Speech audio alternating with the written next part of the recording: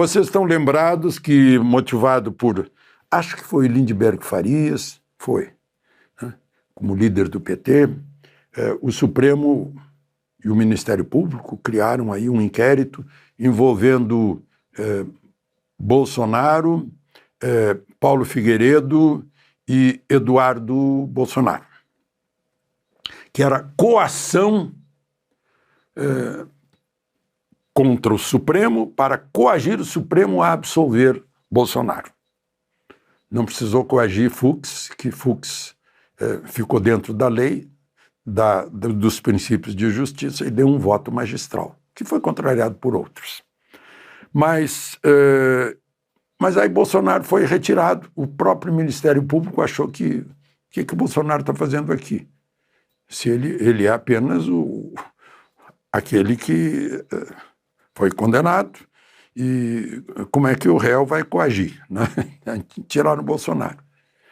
Mesmo assim, permaneceram, porque ele está em prisão domiciliar por causa desse processo. Ele permaneceu a prisão domiciliar, embora ele nem esteja no processo. Né? Bom, aí o Eduardo Bolsonaro recebeu um prazo por edital para apresentar defesa. Ele está nos Estados Unidos. O edital não chega nos Estados Unidos. Né? Teria que ser uma carta rogatória, que não foi. Aí Moraes nomeou uma Defensoria Pública. Tem a Defensoria Pública da União. Defensoria Pública que o defenda. Pois a Defensoria Pública defendeu.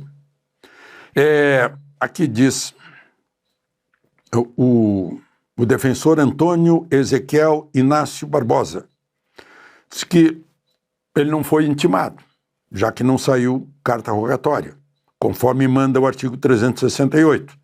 Deve ser do Código de Processo Penal, imagino. Além disso, a tipificação do crime pelo Paulo Gonet está equivocada, pois a acusação de coação exige violência ou grave ameaça, o que não houve. Além do que, o deputado não tem poder de impor sanções ao Brasil. Nem foi demonstrado que tivesse poder de decisão sobre atos soberanos dos Estados Unidos. Porque a acusação dizia que, olha, foi a Magnitsky, os 40% da tarifa é por causa do Eduardo e do Paulo Figueiredo.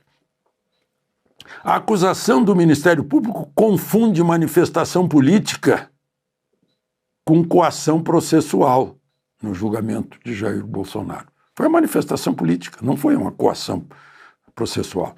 As condutas descritas se inserem no debate político sobre relações internacionais, política externa, soberania nacional e não no crime previsto no 344 do Código Penal.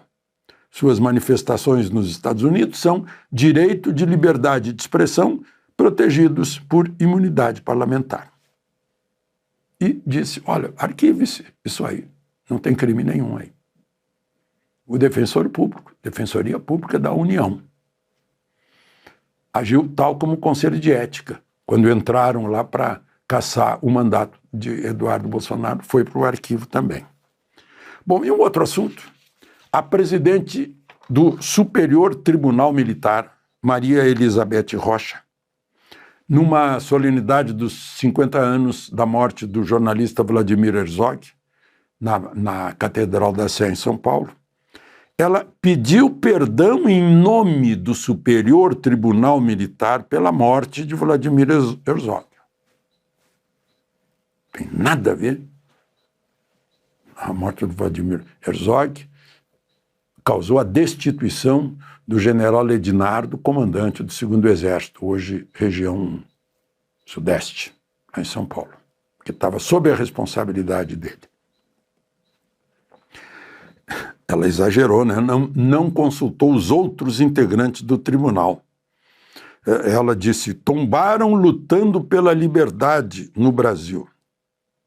Tombaram e sofreram lutando. Não foi o que Fernando Gabeira disse. Nós estávamos lutando para implantar a ditadura do proletariado e não uma democracia. Gabeira foi um dos sequestradores do embaixador americano Albrecht.